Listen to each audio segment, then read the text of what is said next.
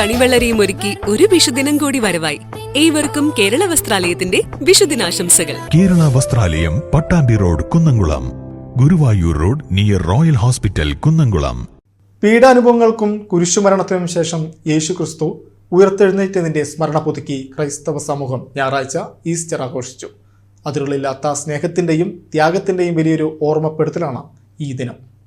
ശനിയാഴ്ച അർദ്ധരാത്രി മുതൽ ആരംഭിച്ച പ്രത്യേക പ്രാർത്ഥനകളിലും ഉയർപ്പ് കുർബാനയിലും നൂറുകണക്കിന് വിശ്വാസികൾ പങ്കെടുത്തു.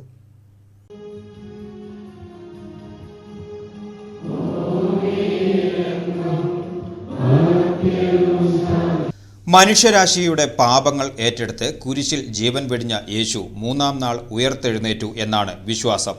പ്രാർത്ഥനാ നിർഭരമായ ദിനങ്ങളിലൂടെ വിശ്വാസികൾ നടത്തിയ വിശുദ്ധിയിലേക്കുള്ള പ്രയാണമാണ് ഈസ്റ്ററിലേക്ക് എത്തി നിൽക്കുന്നത്.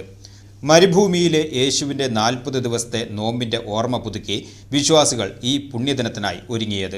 ശനിയാഴ്ച അർദ്ധരാത്രി മുതൽ ആരംഭിച്ച പ്രത്യേക പ്രാർത്ഥനകളിലും ഉയർപ്പ് കുർബാനകളിലും ആയിരക്കണക്കിന് വിശ്വാസികളാണ് പങ്കെടുത്തത്.